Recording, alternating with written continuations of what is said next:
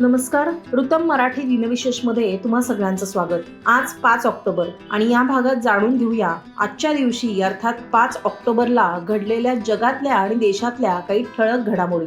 राणी दुर्गावती यांचा जन्म कालंदर किल्ला बांदा उत्तर प्रदेश इथे 5 ऑक्टोबर 1524 रोजी झाला. त्या भारतातल्या एक प्रमुख महिला शासक होत्या. त्यांनी गोंडवाना राज्यावर राज्य केलं. राणी दुर्गावती यांचा विवाह गोंड वंशाचा राजा दलपत शाह याच्याशी झाला होता. 1550 मध्ये पतीच्या निधनानंतर राणी दुर्गावती यांनी गोंडवाना राज्याचा कारभार स्वीकारला. त्यांच्या कारकिर्दीत राज्यानं सामाजिक आणि आर्थिक प्रगतीच्या दिशेनं महत्त्वपूर्ण पावलं उचलली. त्यांनी शेतकऱ्यांच्या कल्याणासाठी विविध उपाययोजना केल्या. तसंच जलव्यवस्थापन आणि कालवे बांधण्यातही त्यांनी हातभार लावला आणि व्यापाराला प्रोत्साहन दिलं. राणी दुर्गावती यांच्या कारकिर्दीत गोंडवाना राज्य हे समृद्ध आणि सुव्यवस्थित राहिलं. 24 जून 1564 रोजी मुघलांशी लढताना राणी दुर्गावती यांनी बलिदान दिलं. त्या तलवारबाजी, युद्धकला आणि घोडेस्वारीमध्ये पारंगत होत्या. 1562 मध्ये मुघल शासक असफ खाननं गोंडवानावर हल्ला केला आणि या युद्धात राणी दुर्गावती यांचा विजय झाला. पण त्यानंतर 2 वर्षांनी 1564 मध्ये असफ खानने पुन्हा हल्ला केला. या लढाईमध्ये राणी दुर्गावती यांच्या अंगावर अनेक बाण लागले आणि त्या गंभीर जखमी झाल्या. तेव्हा त्यांना वाटलं की यापुढे आपण आता जगू शकणार नाही आणि म्हणून त्यांनी स्वतःच्या छातीवर तलवारीने वार करत स्वतःचं बलिदान दिलं. या युद्धात राणी दुर्गावती यांनी मुघलांशी लढताना आपला जीव गमावला, पण त्यांच्या शौर्यानं मात्र त्यांना अजरामर केलं. रामनाथ गोयंका यांचं 5 ऑक्टोबर 1991 रोजी मुंबईत निधन झालं. ते प्रसिद्ध भारतीय पत्रकार, संपादक आणि माध्यम संस्थापक होते. त्यांचा जन्म 22 एप्रिल 1904 रोजी दरभंगा इथे झाला. एक शिकाऊ पत्रकार म्हणून त्यांनी आपल्या कारकिर्दीला सुरुवात केली. त्यानंतर 1932 मध्ये त्यांचे साथीदार राजा मोहन प्रसाद यांच्याबरोबर त्यांनी द इंडियन एक्सप्रेस हे वृत्तपत्र सुरू केलं. 2000 मध्ये इंडिया टुडे मासिकाने भारताला आकार देणाऱ्या 100 लोकांच्या यादीत त्यांचा समावेश केला. पत्रकारितेतील उत्कृष्टतेसाठीचा रामनाथ गोयंका पुरस्कार हा त्यांच्याच नावाने देण्यात येतो. हा पुरस्कार भारतीय पत्रकारितेच्या क्षेत्रातील सर्वोत्तम पुरस्कारांपैकी एक आहे. 1971च्या सार्वत्रिक निवडणुकीत रामनाथ गोयंका हे विदिशा लोकसभा मतदारसंघातून लोकसभेचे खासदार म्हणून निवडून आले होते.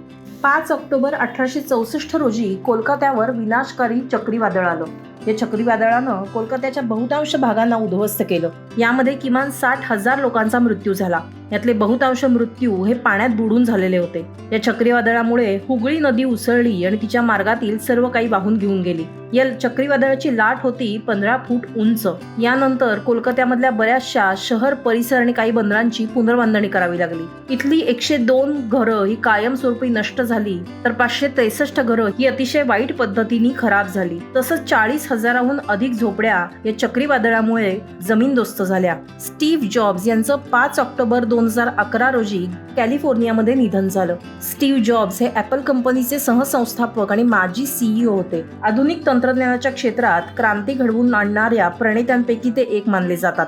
त्यांची दृष्टी आणि नवकल्पना हे केवळ संगणक उद्योग नव्हे, तर संपूर्ण डिजिटल जग बदलून गेली. त्यांचा जन्म 24 फेब्रुवारी 1955 रोजी सॅन फ्रान्सिस्को इथे झाला होता. 1976 मध्ये त्यांनी आपले मित्र स्टीव्ह वॉजिनियाक आणि रॉन वेन यांच्यासह ॲपल कॉम्प्युटरची स्थापना केली. याचा उद्देश होता साधा आणि वापरण्यास सुलभ असा वैयक्तिक संगणक तयार करणं. त्यानंतर 1984 मध्ये ॲपलने मॅक कम्प्युटर लॉन्च केला. 1985 मध्ये स्टीव्ह जॉब्स यांनी ॲपल कंपनीचा राजीनामा दिला आणि नेक्स्ट नावाची नवीन कंपनी स्थापन केली.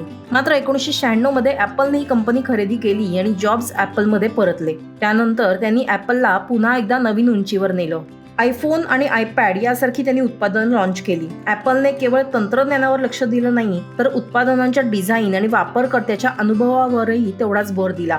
ॲपल व्यतिरिक्त स्टीव्ह जॉब्स यांनी पिक्सार ॲनिमेशन स्टुडिओमध्येही महत्त्वाची भूमिका बजावली, जिथे त्यांनी टॉय स्टोरी सारख्या गाजलेल्या चित्रपटाच्या निर्मितीमध्ये मदत केली आणि पिक्सारला जगातील सर्वात यशस्वी ॲनिमेशन कंपन्यांपैकी एक बनवलं. फ्रान्समध्ये 5 ऑक्टोबर 1944 रोजी महिलांना मतदानाचा अधिकार मिळाला.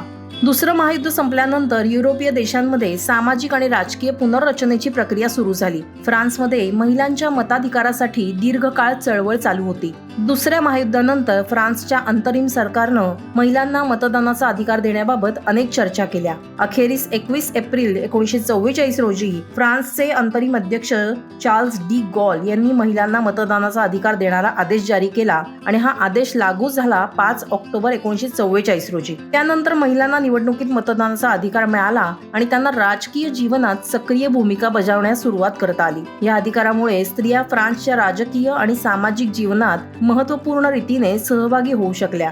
आंतरराष्ट्रीय शिक्षक दिन 5 ऑक्टोबर रोजी साजरा केला जातो. जगभरातील शिक्षकांच्या योगदानाचा गौरव करण्यासाठी आणि त्यांचं महत्त्वाचं योगदान ओळखण्यासाठी दरवर्षी हा दिवस साजरा होतो.